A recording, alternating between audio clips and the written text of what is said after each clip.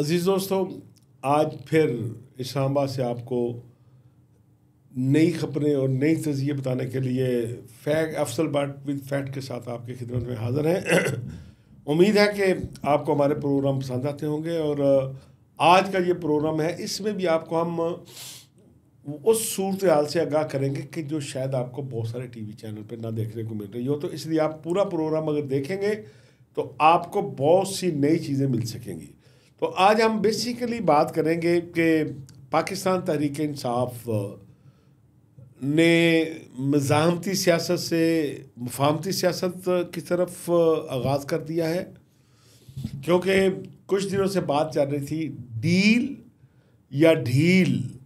तो मेरे जो जर्नलिस्ट दोस्त हैं, जो मेरे वेल विशर हैं, उन्हें कि बट साहब आप कम अज़ कम इसे डील ना कहा करें, क्योंकि कोई भी सियासी जमात, पीपल पार्टी हो, नून लीग हो, पीटीआई हो, जब मजबूरी के आलम में मुज़ाकरात करती हैं तो फिर उनका मजाक नहीं उड़ाना चाहिए। तो इसलिए उन्होंने कहा कि आप ये लफ्ज़ इस्तेमाल किया करें कि पहले पीटीआई मज़ामती सियासत में अपना सानी नहीं रखती थी और बड़ी लंबी मज़ामत की खान साहब ने, और अब उन्होंने फ़ैसला कर लिया है कि मज़ामती सियासत से मुफाहमती सियासत की तरफ अब पार्टी को लेकर जाना है।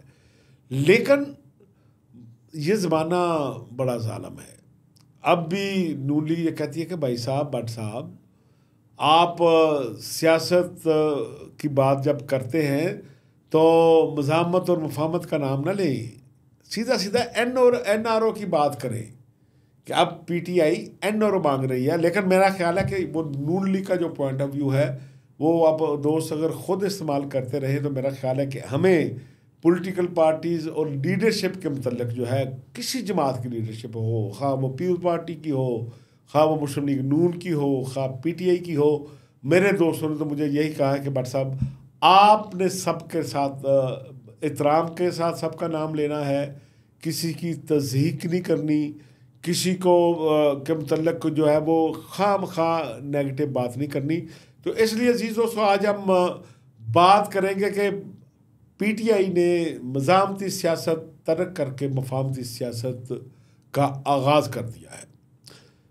इस बात के लिए मैंने आज उन रिपोर्टर्स से बात की ताकि आपको असल खबर दे सकें कि जो अडयाला जेल में कोई गुज़श्ता साल भर से, जब से खान साहब अडयाला जेल में हैं, हमारे वो दोस्त जो अडयाला जेल में ड्यूटी करते हैं उनको भी आप समझें कि वो कैदी हैं, ठीक है।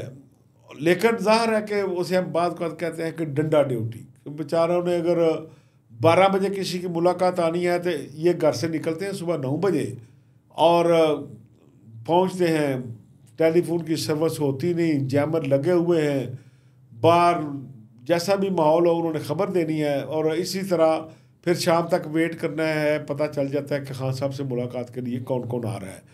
तो उन रिपोर्टर से मैंने पूछा कि ये बताएं कि गुज़श्ता जब से 4 अक्टूबर के बाद दोस्तों, सबसे पहले मैंने ही ये ख़बर दी थी कि डील के लिए डील दी जा चुकी है। मसलन डील तो एंड होता है ना जब आपका काम मुकम्मल हो जाता है, डील मतलब बातचीत शुरू हो चुकी है, सीबीएम शुरू हो चुके हैं, इधर से कुछ सीबीएम आते हैं, उससे कुछ आते हैं, ठीक है। इसे कहते हैं एतमाद साजी, कि छोटे छोटे काम एक दूसरे करें ताकि पता हो कि आप एक दूसरे को धोखा नहीं देंगे, तो फिर जाकर आप एक बड़ा फ़ैसला कर लेते हैं। तो उन रिपोर्टर्स ने मुझे बताया कि मैंने कहा ये बताएं कि मैं तो इस नतीजे पे पहुंच चुका हूं।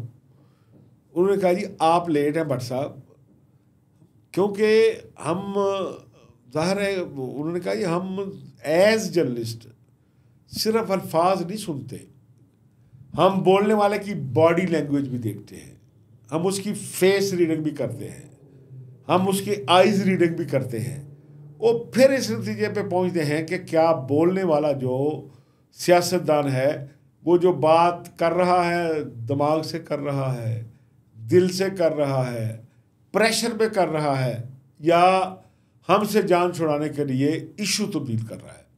जो जर्नलिस्ट ये 4 चीज़ें जानने की सलाहियत नहीं रखता तो उसे तो जर्नलिस्ट होना ही नहीं चाहिए। अब उनका ये कहना है कि जितने पीटीआई की लीडरशिप ने मुलाकातें की खान साहब से, फिर खान साहब के फैमिली के लोगों ने मुलाकातें की, उनकी सिस्टर ने।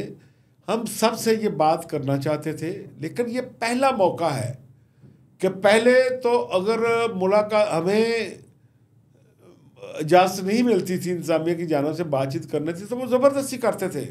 खान साहब कहते थे कि आप ये मीडिया पर क्यों पाबंदियाँ लगा रहे हो, मैंने नहीं मिलना है। उनकी फैमिली कहती थी, वकला कहते थे कि हमने बातचीत किए बगैर नहीं जाना। तो उन्होंने कहा कि अब पहले तो ये हुआ कि वकला ने और खान साहब की फैमिली ने बात ही नहीं की। लेकिन ये जो सबसे बड़ी खबर मैं आपको सुनाने लगा हूँ, वो कहते हैं कि 3 दिन से जब हियरिंग होती है, लोग मुलाकात के लिए आते हैं, तो ज़ाहिर है शीशे की उस तरफ खान साहब हमें देखते हैं। पहले भी देखते थे तो फिर खुद करीब आ जाते थे। इवन देन उन्हें जज भी नहीं रोक पाता था, वो कहते थे मैंने बात करनी है, ठीक है, बाकी तो किसी की जरूरत ही नहीं अल्हम्दुलिल्लाह, किसी भी बड़े लीडर को रोके। तो उन्होंने कहा 3 दिन से हमारी ये कोशिश है कि किसी तरह खान साहब हमारे पास आ जाए और बातचीत करें, लेकिन खान साहब हमारी तरफ चलते हुए ना आ रहे हैं ना बात हो रही है। तो जो मैंने कहा कि मुफाहमत की तरफ हम जा रहे हैं, मज़ामत तरह करके, तो ये तमाम पॉलिटिकल वर्कर से मेरी दरख्वास्त है, वो दोस्त जो तारीख़ के तालिब इल्म है उनसे दरख्वास्त है कि PTI अनाउंस नहीं करेगी कि खान साहब अचानक जेल से बयान जारी करेंगे कि अब हम मज़ामती सियासत से जो है मुफाहमती सियासत की जानब आ गए हैं। ना बैरिस्टर गौहर साहब करेंगे, ना उमर अयूब साहब करेंगे। ये आपने, मेरे जर्नलिस्ट दोस्तों ने जो जर्नलिज्म करते हैं, आपने इन 4 चीज़ों, उनकी बॉडी लैंग्वेज से, उनके अल्फाज के चुनाव से देखना है। तो इसलिए अब खान साहब खुद क्योंकि इन सब चीज़ों के मास्टर हैं, यानी हाउ टू पुट्रे, क्या आपने एक आलम दीन के साथ क्या बात करनी है, इमरान खान से बेहतर कोई नहीं जानता। आपने एक क्रिकेटर से के साथ क्या बात करनी है, इमरान खान से बेहतर कोई नहीं जानता। आपने यूथ के साथ कैसे बात करनी है, इमरान खान से बेहतर कोई नहीं कर सकता। तो इसलिए खान साहब तो इन सारी चीज़ों से वाकिफ़ हैं, क्योंकि जब भी आप किसी बड़े मनसब पे होते हैं, वज़ीर आज़म की बात नहीं, खान साहब पाकिस्तान टीम के कैप्टन रहे हैं। तो एक तो हालात आपको ट्रेन कर देते हैं, और बात कर आपको मोटिवेशनल स्पीकर तैयार भी करते हैं कि क्योंकि कप्तान का अगर हौसला गिर जाए, कप्तान हौसला छोड़ जाए, तो टीम तो वैसे ही लेट जाएगी। तो बुरे से बुरे हालात से लड़ने का खान साहब को पोर्ट्रे कैसे करना है और टीम का मोराल कैसे रखना है, खान साहब से बेहतर कोई नहीं जानता। तो अब अवॉइड करने की सूरत हाल किया हुआ है। अब जर्नलिस्टों को खान साहब ने क्यों अवॉइड किया? उन जर्नलिस्टों को लिए जिनसे वो कहते हैं कि ये मेरी जंग लड़ रहे हैं।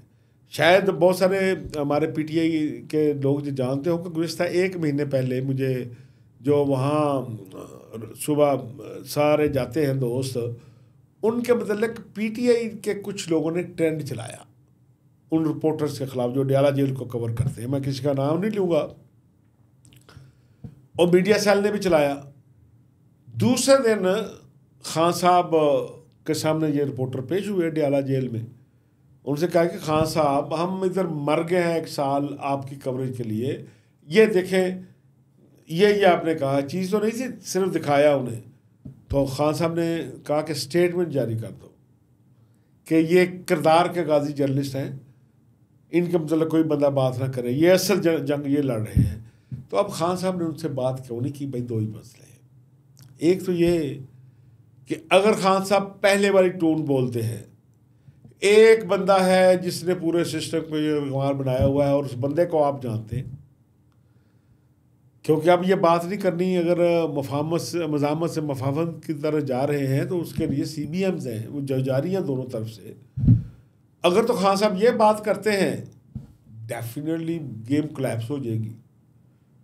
और अगर ये बात नहीं करते और बात करते हैं कि नहीं जी, आप देखें, जिस तरह हमेशा ही होता है कि हमें नेशनल इंटरेस्ट अजीज़ है, मुल्क की मफाद अजीज़ है, तो अब हम ये तय करते हैं, जिस तरह मियाँ नवाज शरीफ साहब ने लंदन से वापसी पर लाहौर मीनार पाकिस्तान में तकरीर की थी कि अब मेरा एजेंडा ये नहीं, किसी से बदला नहीं लेना, कुछ नहीं करना, गुर्बत के साथ किस तरह लड़ना है। तो अगर खान साहब भी इस तरह का बयान देंगे तो डेफिनेटली आम आदमी भी समझ जाएगा। अब पीटीआई जिस मुकाम पे खड़ी है वो समझिए पुलसरात पे खड़ी है कि एक तरफ वो उनका वर्कर है जो 4-5 साल से पहले भी और ख़ास तौर पर खान साहब की ख़त्म होने के बाद वो एकदम 7वें आसमान के करीब करीब है। ठीक है, अब उसको कंट्रोल कैसा किया जाए, ये है पीटीआई का प्रॉब्लम। खान साहब कहते हैं कि अगर हमने मज़ामत से सियासत की जानब जाना है तो कोई ऐसा तरीका निकल आए कि हमारे वर्कर जो हैं उनकी दिल आज़ारी ना हो, उनका हौसला ना टूटे। लेकिन मेरा ये मानना है कि आज तक जितने इस तरह के इक़दाम हुए हैं इस्टेब्लिशमेंट के साथ, पीपल्स पार्टी ने अगर मफाहमत की तो वो बाद में हर जगह अनाउंस करना पड़ा। नून लीग ने की, हर जगह अनाउंस करना पड़ा, और पीटीआई को भी तकरीबन हर जगह अनाउंस करना पड़ेगा।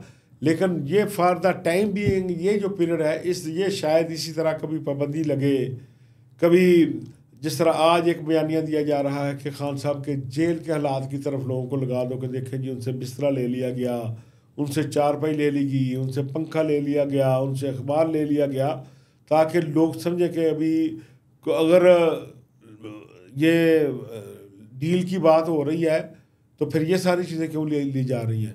तो मैं हमेशा कहता हूँ कि डील भाईजान शहबाज शरीफ से नहीं हो रही और जगह पे हो रही है। तो एक तो ये बात आपसे करनी सी। दूसरा, हमारे आज चंद दोस्त प्रेस क्लब में बैठकर बड़ी दूर की कोड़ी लाए। उन्होंने कहा देखे भट्ट साहब, आसिफ जरदारी किधर है दुबई, मियां नवाज शरीफ साहब किधर है मुल्क से बाहर अमेरिका, और मरियम नवाज वो भी जा रही हैं लंदन।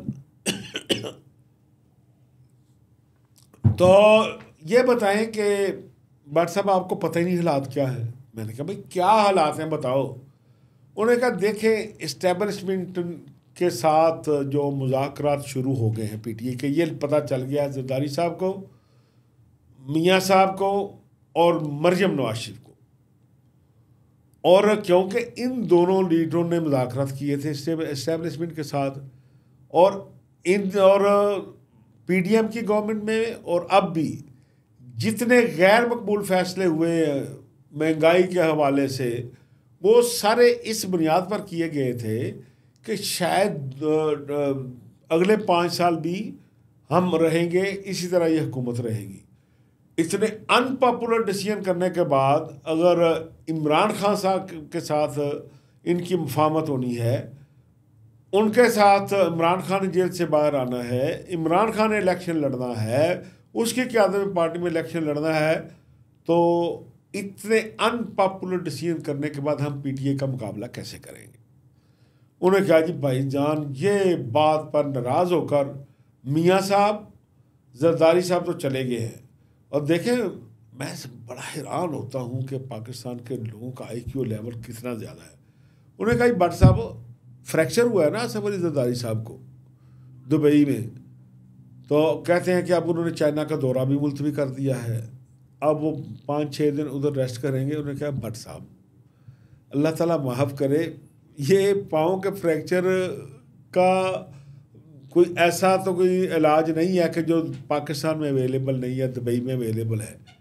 तो अगर तो होता खुदा न खास्ता कोई ऐसा कम कि भाई ये इस इलाज की सहूलतें पाकिस्तान में नहीं है तो हमने मान लेते। तो अब लगता यह है कि फ्रैक्चर एक सिर्फ और सिर्फ बहाना है।